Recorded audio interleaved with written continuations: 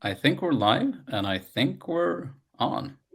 Hello and welcome to our Frontify Fireside chat with Klarna. Today we'll be talking with two visionaries who have helped shape the Klarna's brand evolution. Klarna Chief Marketing Officer David Sandström and its new Executive Creative Director Tove Langseth. I'm Karl Wikström, Chief Storyteller at Frontify, and I'll be helping steer today's conversation. But first a quick intro. Today, we will get the inside perspective on Klarna's brand story and gain some insights into how a visionary rebrand can help a brand reach unprecedented levels of growth and fame. We will talk about Klarna's past, its present and future, and the learnings from the amazing journey the brand has been on. It's important to note that today's conversation is focused mainly on the rebrand that started in 2015-16 and not the entire Klarna story, and the learnings from that brand journey and how it helped add rocket fuel to Klarna's growth until today. I also thought I'd provide a little context. We'll wind the clock back to 2015, when Klarna started its collaboration with an advertising agency called DDB Stockholm in Sweden to help take their brand to the next level. At the time, David was the CEO of that agency, and Tove was the executive creative director of that agency.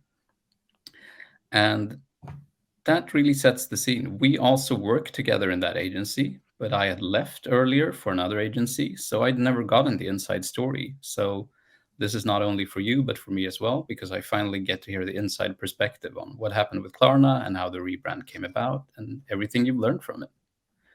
So without further ado, let's welcome the person that Forbes magazine named one of the world's most entrepreneurial CMOs last year, David, and one of the living legends of Swedish creativity, Tove.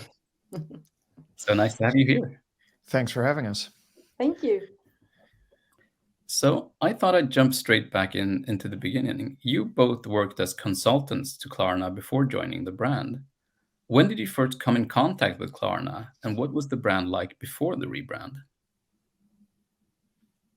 I'll start with David. Klarna has been around for, I think, is it next year or the year after next? I think Klarna will turn 20 years old. So Klarna has always been, or has been around for a very long time in Sweden. And even before the rebranding, it was a household brand here in Sweden. So Klarna powers a vast amount of online purchases in the Nordics, nowadays globally, right? But back then in the Nordics. And Sebastian, the then CEO and still CEO, had a huge vision of really transforming Klarna from a back then B2B brand into what we are now, more of a B2C brand, or a B2B2C brand, whatever it's called. And that was really the first time I came in touch, or we back then as DDB came in touch with Klarna, when there was a strategic shift happening here. That was, hey, we are a B2B brand. We're more of a backend brand. We are an empowerer and supplier to e-commerce, but we're very unknown amongst consumers. And that was a strategic shift that turned out to be extremely important to them. So they got in touch with us, as always, with very, very short timelines and unclear briefs, and said, hey guys, we have a fantastic product, but people don't seem to appreciate us enough. How do we turn this around and really start building a consumer base, consumer audience, a consumer liking, consideration, whatever we call that?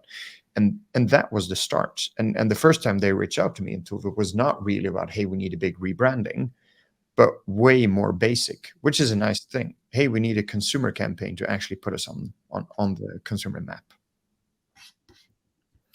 And what was the brand like back then? Because it's gone through sort of like many changes since then. Sort of like, how would you describe it in its look and feel and the kind of general, in its general vibe? Well, it's like David said, it was at the time, it was more like a traditional look. It was the logo was this blue logo. I think everyone kind of remembers it.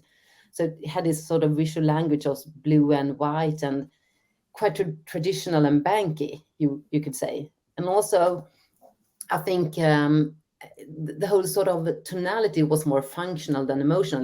It wasn't a brand at that time for consumers. So it's like David said, that was the big big shift, sort of turning it into like an approachable and consumer-friendly brand. And I remember one thing that Sebastian told us there in the beginning was like he didn't want to like make friends with other banks, if you look at brands like connected to each other, but he wanted to like connect with pop culture and fashion in a totally new world. So that was the sort of vision for it.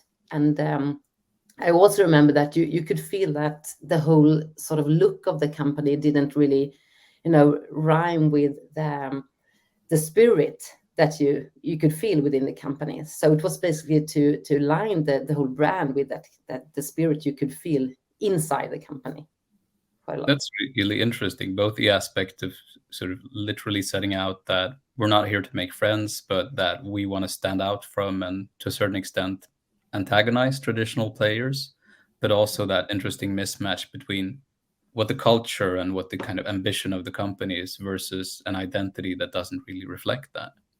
Mm. So, what were the early days like? You talked about the campaign that was the start of everything. What did that help to set out as a foundation for what happened later? I mean, it was the first venture into something, right? I think in many aspects, I think we were a company or a product, but not a brand.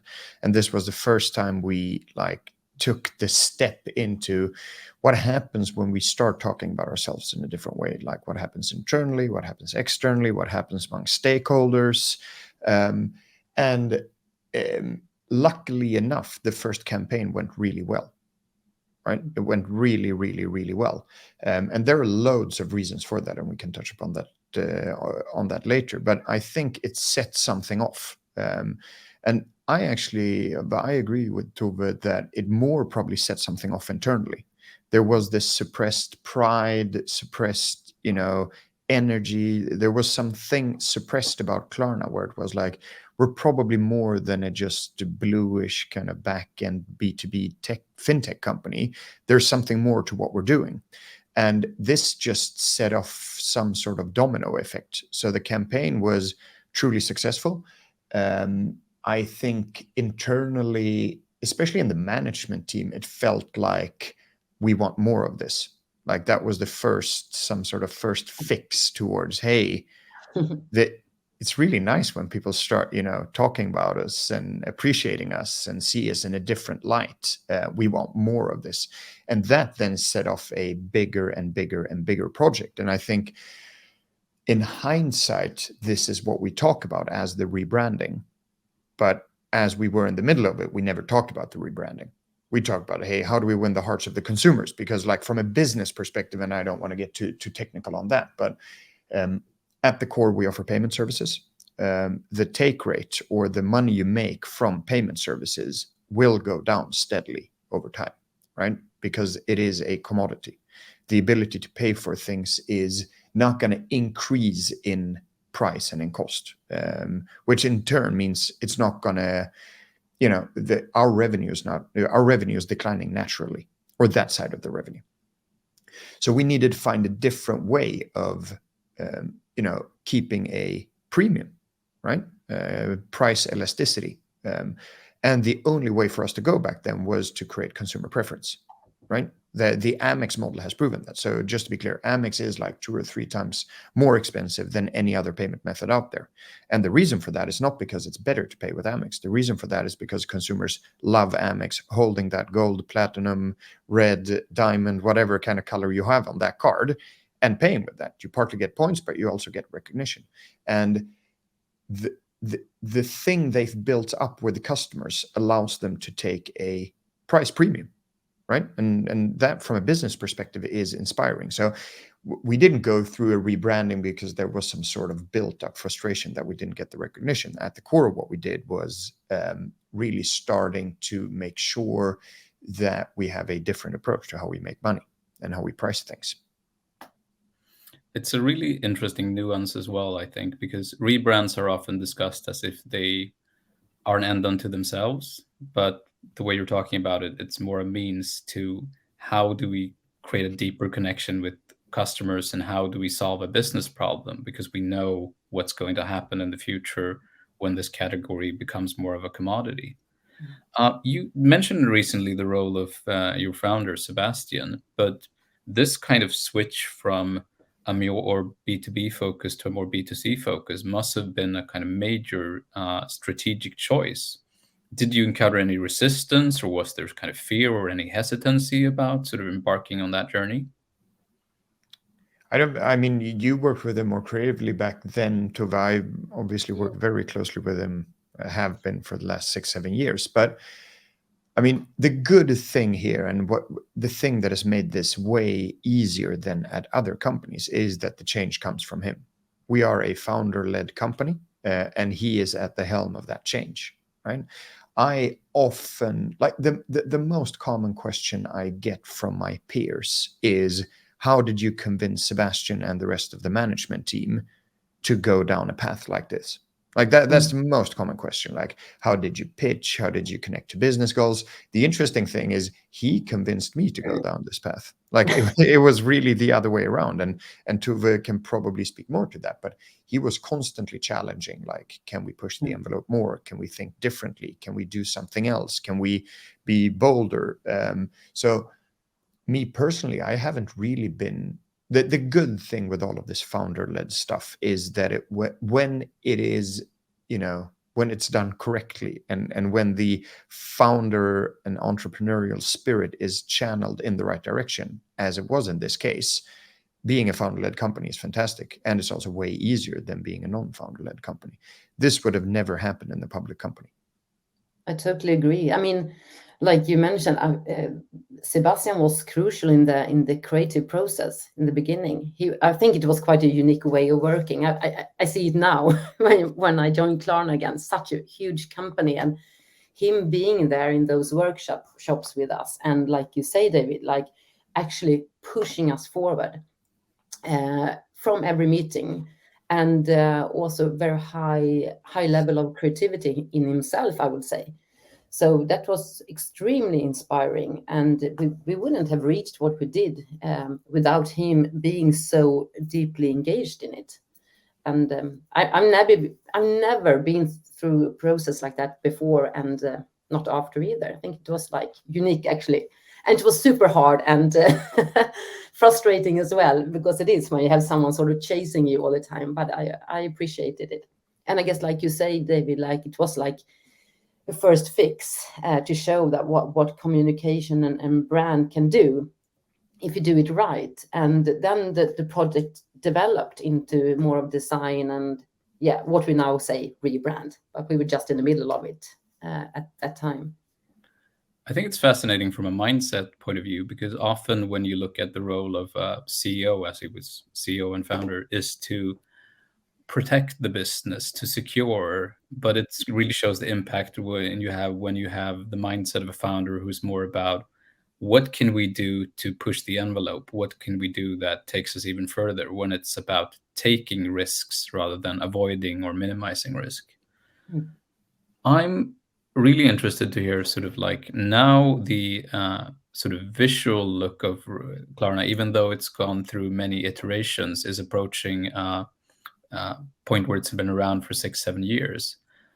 What was so bold or interesting in retrospect? Why do you think it had the impact it did? Because we've seen a lot of copycats and a lot of other brands copying what Klarna do. What are the kind of things that stand out to you looking in the rearview mirror? Well, I can just start from a maybe more creative point of view, and you probably, David, will add a lot more to it. But I think actually one of the things that made it stick to people was that we managed to translate all of this sort of complex product into one word, which was smooth. I think that was like maybe a really unique thing to do. You're often more used to, like, getting a long explanation of a product or a service, but we actually, I mean, for Klarna to buy that kind of simplicity, I think was one thing. And then, of course, like going from this banky style with blue and turning everything into pink, together with a totally new visual language with this kind of product. I think that together, from a creative point of view, was was what made it stick. It's like, you always chase these kind of expressions and words that you want people to start saying, and now people are saying smooth all the time. So yeah, I think that was one of the key things anyway. I think on my end, it's clear that the banking and payments industry inherently is very traditional, right? To some extent, that is good because like safety, security, stability, certainty are things that are very important for the industry as a whole, for finances as a whole, right? For consumers to feel that. But that also means that there is a clear playbook or recipe for how to behave and how to do things, how to build a bank, how to run a bank, how to communicate a financial service. And to me, one of the most interesting things was how we dared to break that playbook or that recipe for how to behave. In almost everything we ended up doing, it was some sort of contrarian stance towards an industry that unfortunately most people actually do distrust or dislike, even though it's very traditional and prides itself on being secure and stable and trustworthy. Most people don't trust banks. So to me, that was one of the like big, bold moves that we made, almost as one of the first financial players to move away from that, recipe for how to communicate a bank. And I think that then showed other companies and other industries that, hey, we probably live in a new era, an era that is to a large extent not based on being contrarian, but that allows for brands to actually, combine things that weren't, you see that in fashion all the time. You see Crocs and Balenciaga making, unholy collabs that wouldn't have happened 10 years ago. You see it everywhere where it's like, oh, we're trying to break the mold. And that has probably been an expression for a long, long time. And I think a lot of CMOs have been talking about breaking the mold. I actually do think that we did it. And we did it in a way that wasn't too crazy now that I think about it, although it might look like it, but that really, was on strategy. Almost every single thing we did filled a purpose, had a reasoning behind it.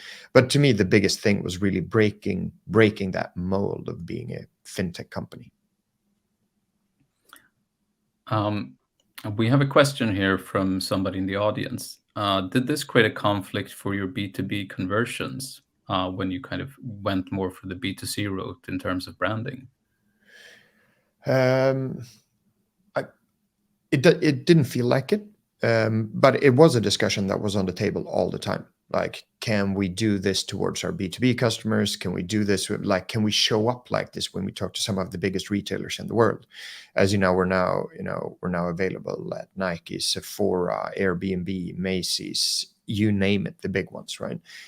Can we show up like this? But the key for us was to align on the fact that both parties benefit tremendously from having happy, engaged, consumers, right? So in a lot of cases, especially on the fashion side, just aligning that incentive was extremely important to us, right? If you think about it, most of our early merchants were fashion merchants, right?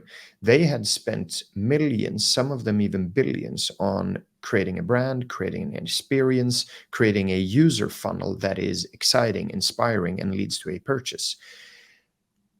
What we did well was talk to the merchants and to the partners and say, hey, let's not screw this flow and this feeling up just because people are about to pay, right? Can we keep this energy, consumer happiness? Can we keep this excitement around the purchase?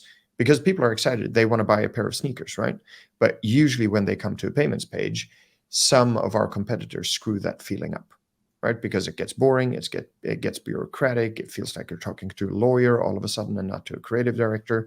So what we did well, in my opinion, was align with our partners and merchants. Hey, let's align on an experience that we want to create for our consumers.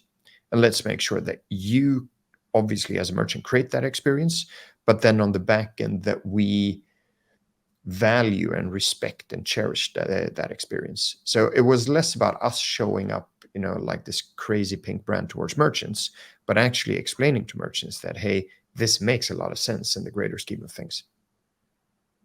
I think that's really interesting. I think we're seeing a general movement in branding that brands have gone from often being inspired by their product and their category to being more inspired by their customers and their users, because they're so much more visible now and more able to have a voice in the digital age. I want to ask one final question before we move on to the next chapter. If there's any general learnings from the rebranding and the kind of like reshaping of the Klarna brand that you would like to share with other brands, if a brand is facing a major rebrand or a major strategic shift today, what advice would you give them? I would say that in order not to make it just like a cosmetic thing, like refreshing some visuals and, it's super important that it's connected to strategy and to the founders, if it's like in this case, then the founder-led company, that is aligned with the business vision, of course. And then I would say, it's like you said, David, now, I mean, it felt really bold when we did it. Now it doesn't feel as bold, maybe, because we know it was aligned in with lots of things. But to dare to be bold anyway, and really, take it quite far, I would say, and have your vision super clear going forward. And I can tell that also from my own brand I've been building for 5 years, that you have to stick to it and then try and be as brave as you can to make some noise out there, I would say. I think for me, and I also come from the agency side, worked with quite a lot of rebrandings. I think a very powerful thing we did here at Klarna was to start in the smallest possible asset. Because rebrandings are often about, this is our new visual identity, this is our huge thinking, this is our vision and mission statement. It's usually easier, in my opinion, to operate on that level than it is on the smallest possible level, right? So we started a lot in the checkout, where we said, okay, we have, 50 pixels to work with. How do we get people to click the Klarna button instead of the Visa button or the Amex button?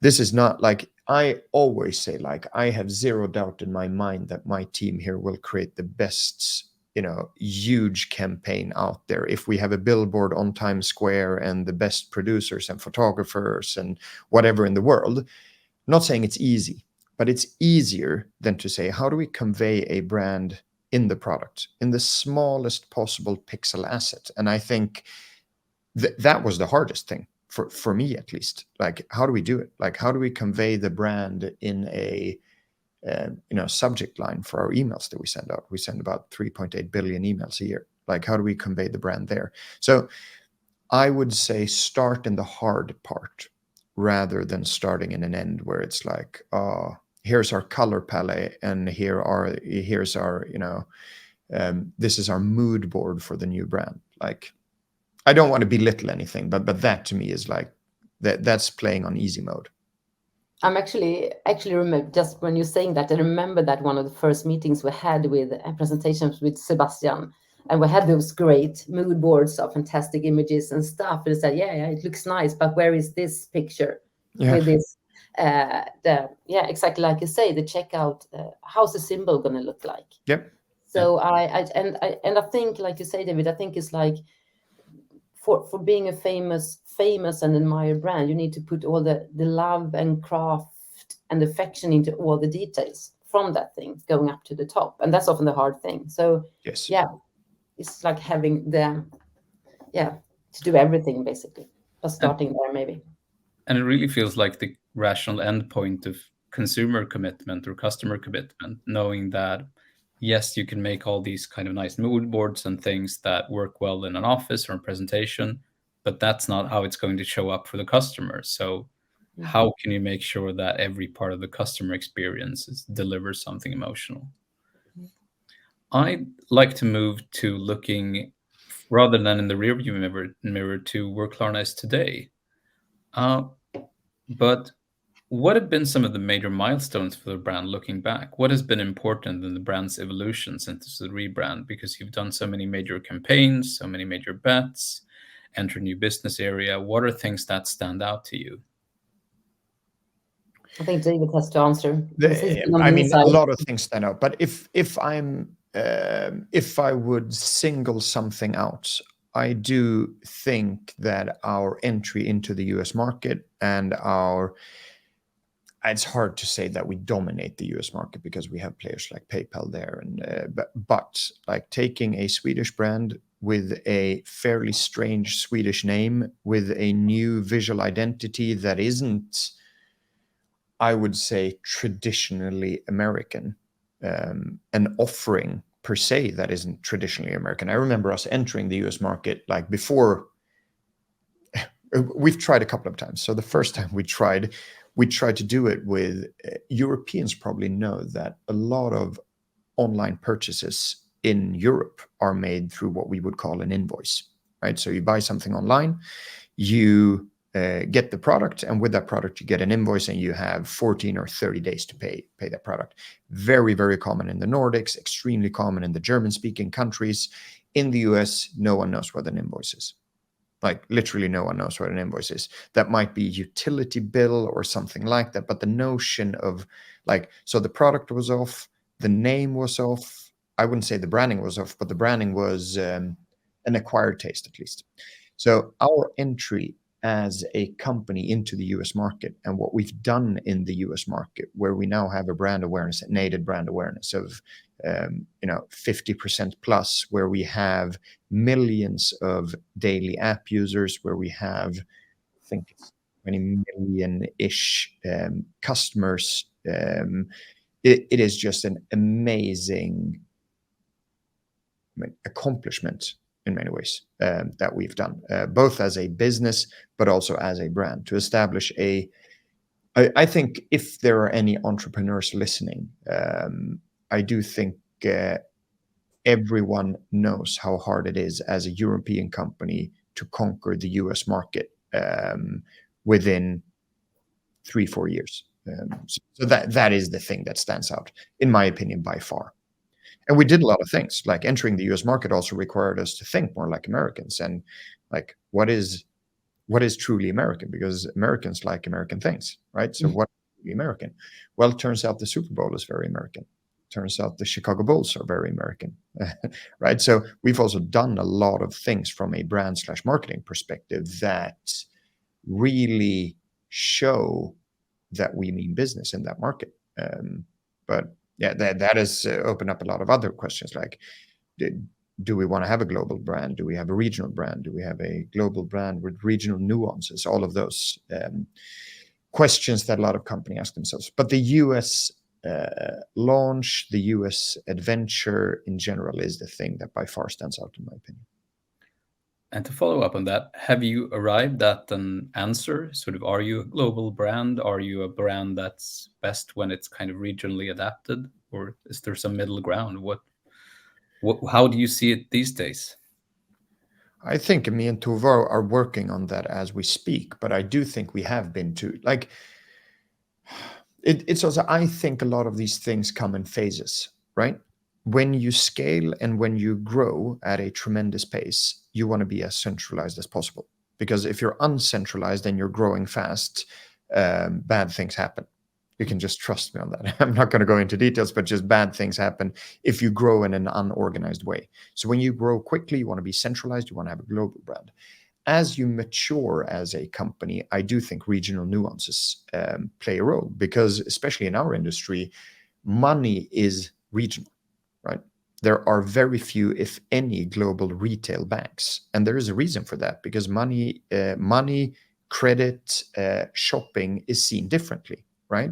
The Germans appreciate online security way more than the Americans, who appreciate deals and points way more than the Scandinavians, who prefer convenience, right? So there are regional nuances that I think we've neglected too much, but it's a hard thing. right? There are pros and cons. And when me and Tove were on the agency side, there was a reason for us experiencing almost every company like having those pendulum swings between regional, centralized, decentralized. And I do think there's a reason for that, and we've been through that firsthand.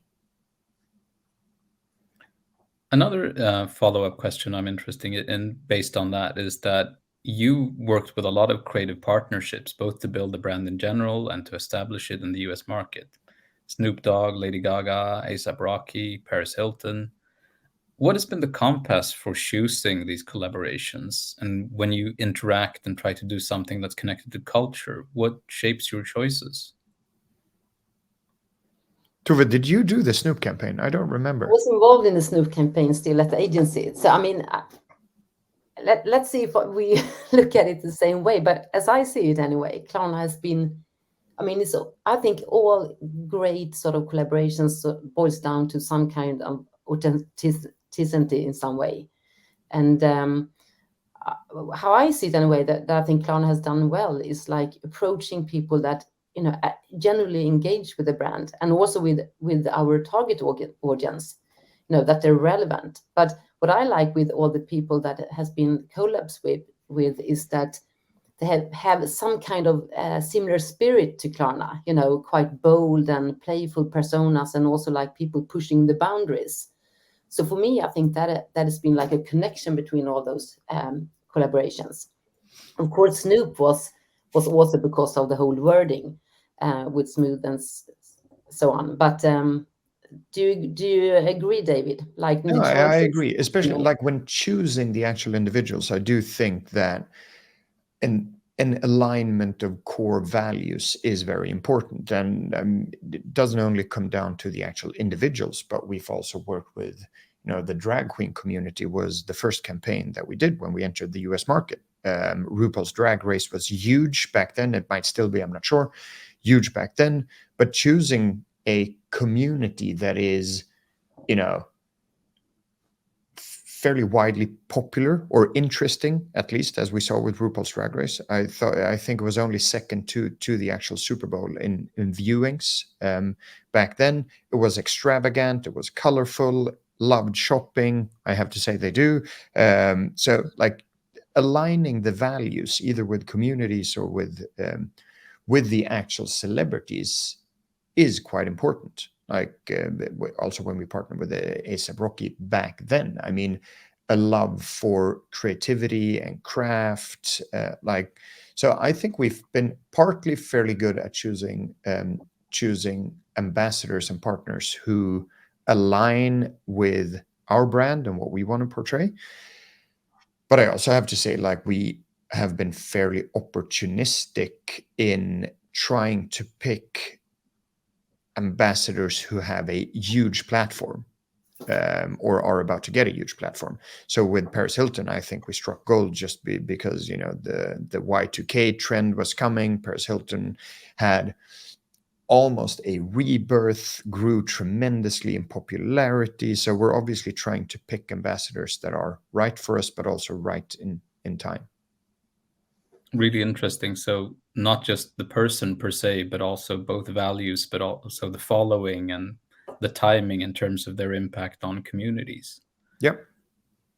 And another aspect, you work with a brand that simplifies shopping, you make e-commerce a much smoother experience, but this is also happening in the context of an age where shopping habits and excessive consumptions are under mounting criticism. What balance do you have to walk to be a responsible player as a brand and in society? What kind of conversations do you have about those topics? I mean, that is always a hard one for us, right? The balance there, how much you should dictate, how much is up to the consumer, how you talk about things, how much you nudge consumers and people in general towards the right behaviors. I am personally a big fan of giving customers the right tools to make their own decisions, right? I do think that it's it's always tricky for a company like Klarna to say, you should do this, you shouldn't do that, right? So way more, at least in recent years, I've seen us as a utility for consumers who want to get on top of their spending, on top of their finances, right? So we never tell people what to do, what to buy or what not to buy. We wouldn't say, hey, you know what, Kalle, like you should probably not buy this, right? Because we don't know enough. But what we can do is we can give you the tools to get you a good financial overview so that you can make your own decision. So I would love for us to see Klarna and position Klarna way more as a utility for people who buy things online, rather than, someone who pushes people or retracts people from buying things online. I don't think that is our role. What's your perspective on this question, Tove? Yeah, but I agree. I mean, of course, it's something, if we're promoting, like trying to smoothify shopping experience in some way. We've been doing that anyway. Of course, there is a responsibility, but I agree with David. I think it's about like giving the tools and giving the simple tools to have that kind of overview to manage your money. And I think actually just looking at Klarna from the outside, I think a lot of things have changed as well in that perspective, with going from just like one single product to actually being a kind of platform for it, with different tips of spending, budgets, etc. So I think it's developed quite a lot the last years as well. So, but I also think the data suggests that sometimes the media sees the consumer as this completely helpless person who is, doing everything and anything that companies or advertising suggests to them, that they have no free will on their own, that they have to be protected at all costs. And I don't think, like, our data does not suggest that. Our data suggests that especially younger, online savvy consumers are fairly on top of things. And 99.8% of our customer base is a responsible shopper or a responsible spender, right? So adopting our entire brand strategy to a very, very, very small proportion of consumers that actually do overspend, I'm not sure that's the right way to go about. That does not mean that we shouldn't be responsible in our communication, right? That doesn't mean that we shouldn't help people to our best possible ability. But I also think that sometimes media tremendously underestimates the intelligence of consumers and what they're able to do and how they want to live their lives. I had a look at some of the guidelines you give to merchants and affiliates around messaging, and I've been very impressed in general about how clear it is on your role, what you should say and what you shouldn't say, and being this is what we sort of enable, and this is sort of adjacent things that we shouldn't push because, as you say, it's not a role, and it's not a role to say to you either what you should do or what you shouldn't do. I would like to jump to a user question that came up earlier, because I think a lot of people are interested in that. What were the 2 to 3 most important things that you did that helped you succeed in the US market? But I think for the US, I was actually more involved than totally. Tove was. No, you go. Like, one obvious thing was that we didn't try to conquer the US from the get-go, right? We tried to conquer a very small subset of users, a small community. As I said, we started out even with the drag queen community, partly because it's it's a small community, but it has a broader reach than the actual community. But one of the keys was to start small. I know a lot of other companies, they don't even see the US as the US, but they go city by city or they go coast by coast. But like, starting out small is fairly important. I remember our first KPI was, if we can get 100,000 users onto the US Klarna app, that will then create some sort of organic domino effect, which it actually was. Research had suggested that 100,000 users is some sort of breaking point for digital apps. So we really broke things down. Instead of saying we're going to conquer the US, which is a crazy undertaking, we did something really small. Then, as I said, we also connected to things that were truly American. Maybe we were prejudiced when it comes to that, but like showing up not as a purely European brand, but saying that, hey, we're here to stay. Let's connect to some of the, some of the symbols of like the strongest American symbols out there. So again, we did the Super Bowl. We teamed up with US stars and ambassadors. We are one of the main sponsors and partners to the Chicago Bulls.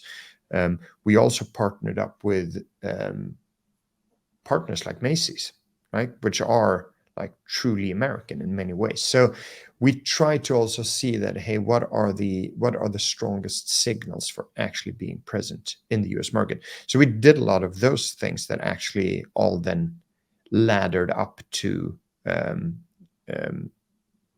what became our US launch. And then finally, I think we put more emphasis on understanding the US customer than any other market, because in our industry, there is a huge difference between the EU and the US. Like the US is a country built on credit. The EU is a country, whatever, but like it's a continent built on debit more. So there are huge differences in how you see things, right? If you like, as a European moving to the US or coming to the US and just understanding how that credit system works is a completely different ballgame than how things work in Europe, say Germany, for example. So really understanding the US customer and making the right, making the right trade-offs there. Like one small thing is, if you're a Swede who's tuning into this, you know that we get salary on a monthly basis here, which means that our product in the Nordics is, hey, pay in 30 days, because we know that you will like get over that threshold where you get money into your account, right? The cycle in the US is usually 2 weeks, right? So that means that the product has to work slightly differently in order to, connect to that society. So a lot of consumer research on how the product is being used as well. Great. So start small or focus on a small community rather than a big ambiguous goal. Connect with icons or local symbols, and then finally put the work in to actually understand how your customers work and what they want. I think I also see a kind of theme of reciprocity there, that you're giving value back in lots of different ways, both to your collaborators and your customers, by figuring out what they want and what they need. And I especially find the kind of drag queen community example really interesting, because you're platforming a community that, even though it has been given a boost by RuPaul's Drag Race and things like that, are still kind of like has historically not been mainstream in the US. And it's a kind of reciprocal boost. They're boosting Klarna, but you're also boosting them. I'd like to move to our next and final section, talking about the future a little bit before we run out of time. So we talked earlier about copycats, and it's the kind of tragedy that when you're a trendy or visionary or a company that's looking forward, if you create something new or set a new standard, the market will inevitably catch up. So how do you feel about that now? When you see brands copying from your playbook or brands using similar aesthetics, what do you think is next based on that? I mean, this is something we're discussing at the moment, because it's like exactly like you say, we set out something, created something that has been imitated in different ways, and that makes it a bit weird. It's almost like we're in the end imitating ourselves, almost like. So I think that's the next sort of creative challenge for us to of course, kind of, you always need to stay true to yourself and what you are, but develop it, like a little kind of rebirth of creativity maybe going forward. So that's what we're actually talking a lot about, what it is, but it's also always sort of evolving together with the business strategy, I would say. Like it's a natural development for us. Yeah, so it's not like I have the recipe totally ready. We're working with all those things at the moment. Yeah, I think it's hard. I think the first thing we did where we try to set a new standard for how we think that the financial industry should work, how payments should work, how banking should work. That was an obviously very good move, especially now in hindsight, right? The old industry was outdated. We set a new standard for how we think that a modern bank should behave towards a modern consumer, right? But I'm a bit torn now because, being different is not always the right thing, right? Sometimes being spot on what the consumer wants is the right thing. And I think where a lot of rebrandings fail is that inherent ambition and need to be different, right? Because sometimes different means that you are something that nobody wants, right? That might even be the definition of being different, right?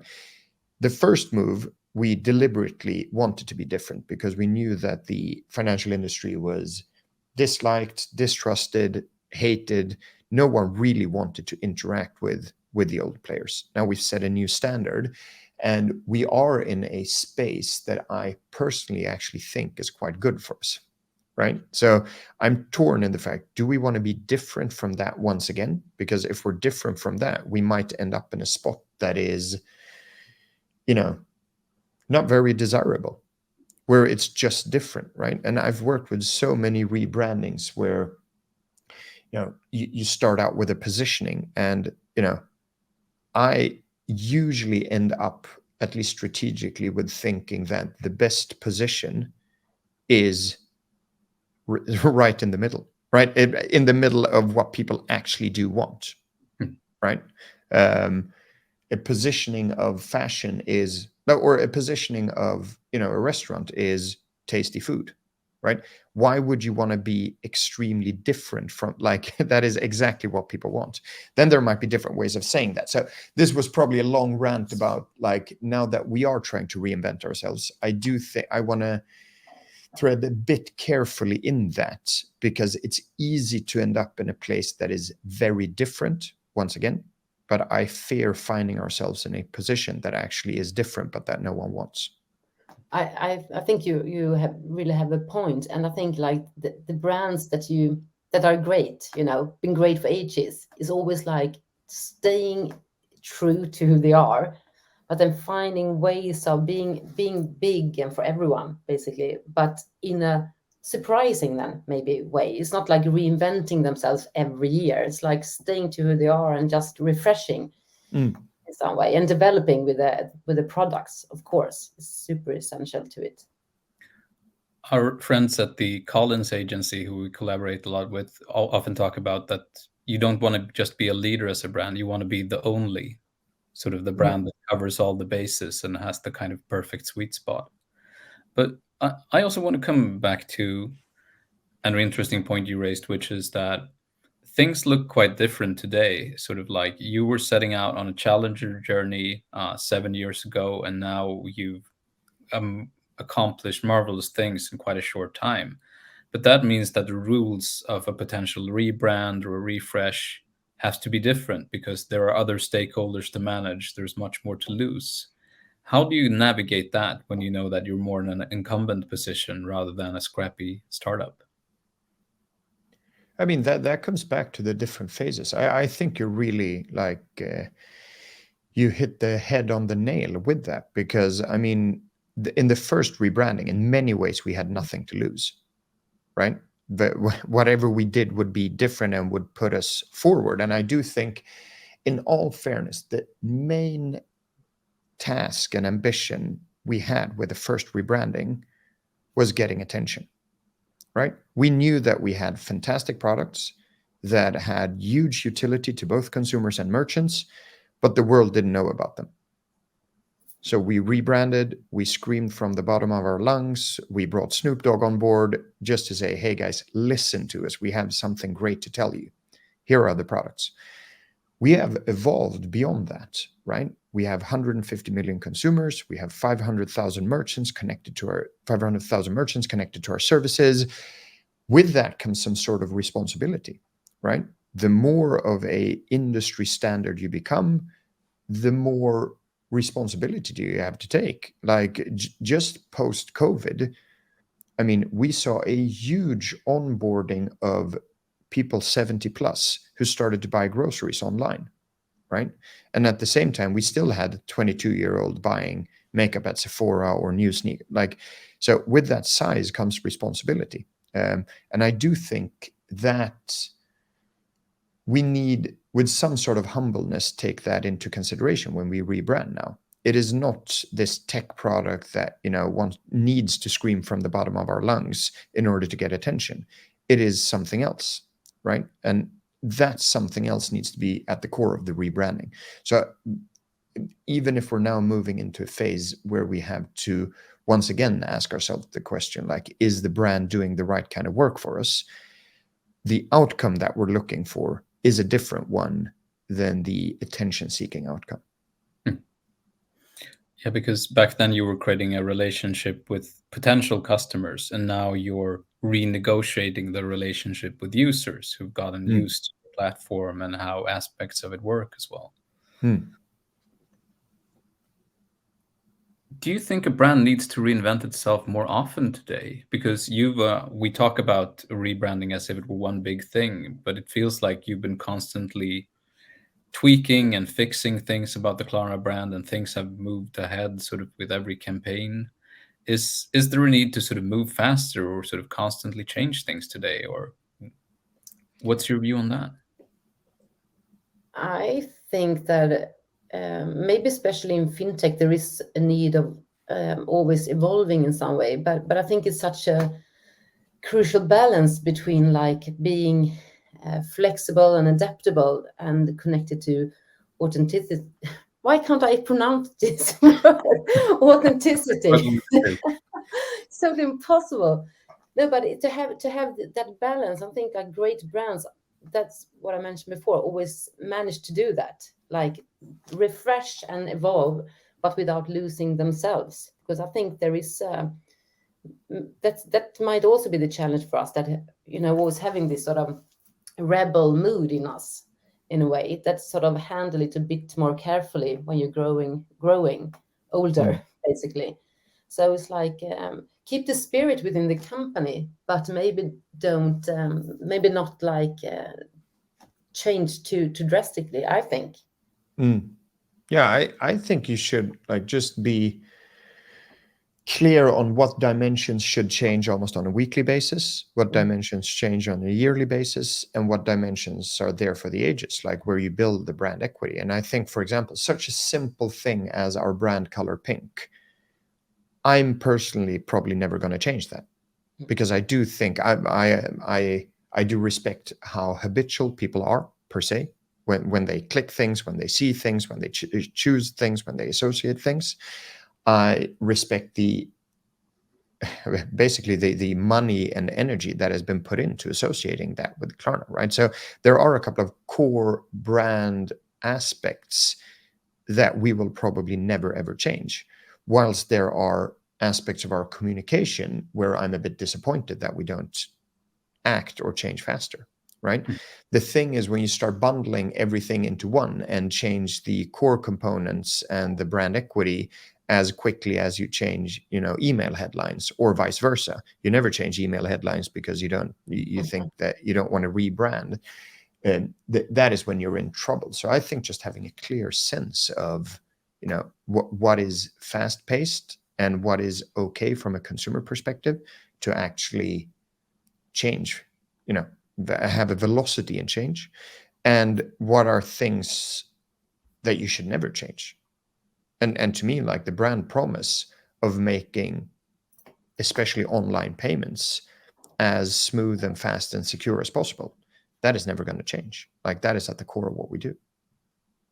And also one more thing, I think one challenge in the like for quite a while is also to create a consistent brand. The challenge is not to be like, what's the next thing? It's more like, how can we be perceived as one great brand in all those different occasions where you meet us? Yeah. So that takes a while to get there as well. Yeah, and that to me is also one of the, like, I think where we have gone wrong, and one of my criticisms towards how we've worked creatively.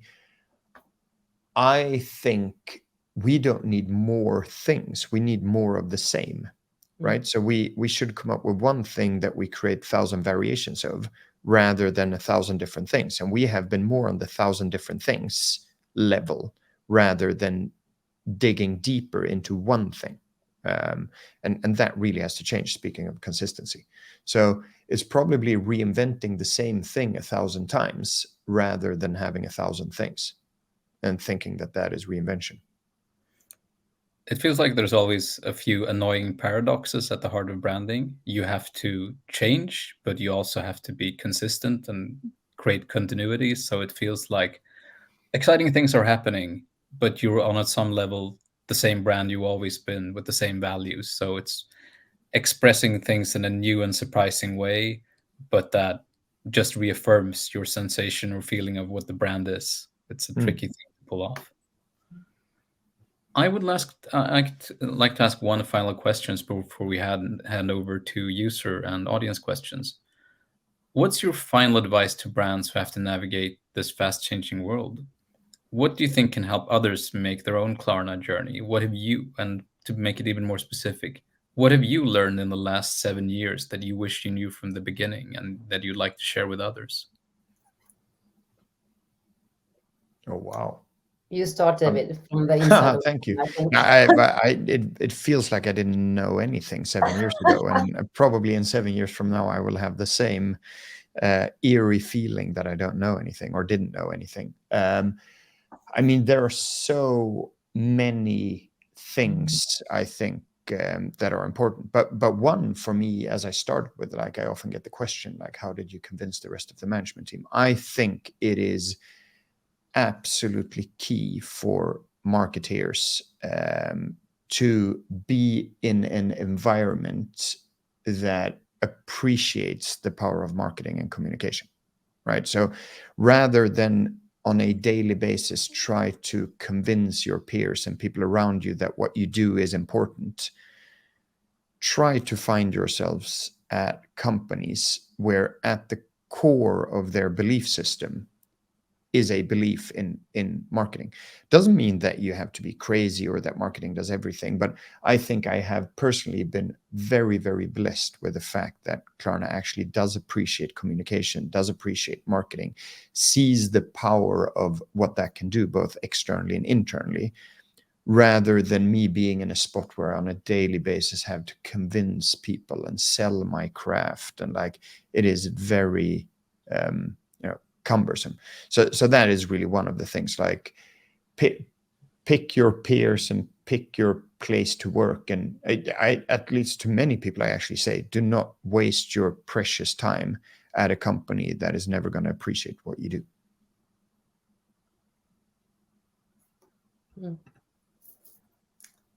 I agree. And one obvious thing for Klarna, but I mean, as I now started 1 month ago, but it's so obvious for Klarna. It's like always to stay, I mean,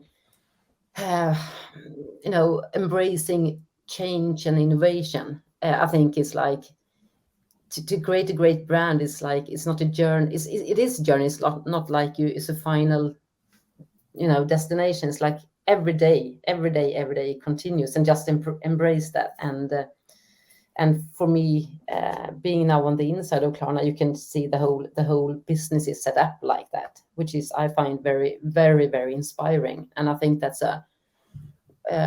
something for lots of brands, not only startups, but lots of brands that could work in so many more interesting and productive ways with that. There's a very old and annoying but true Japanese proverb, which is, to reach enlightenment, you must chop wood and carry water. And when you reach enlightenment, you must chop wood and carry water. Yeah, exactly.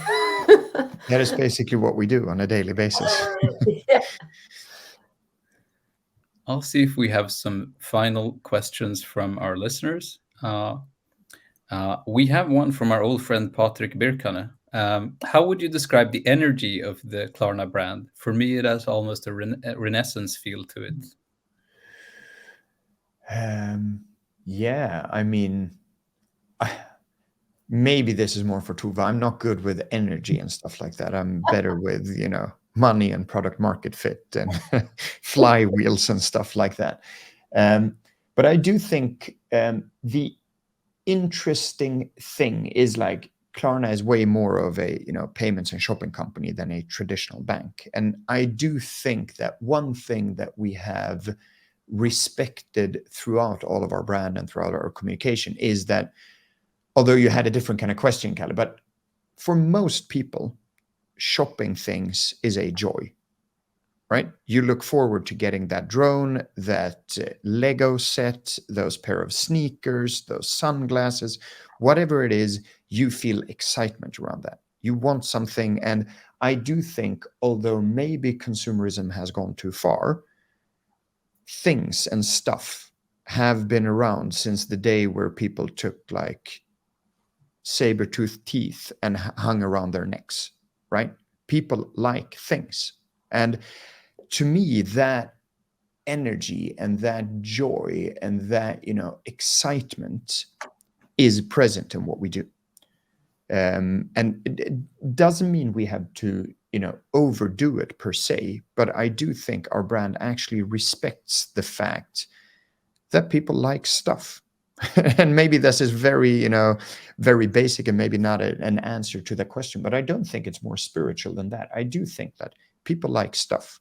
And Klarna is a very smart and consumer-friendly way of getting to that stuff. And I do think that that energy shines through, like all the way from how we look and feel to actually how we talk to people in our customer support. And that to me, I know it's 2023. I shouldn't talk about the joy of shopping, but there's something to that I find interesting.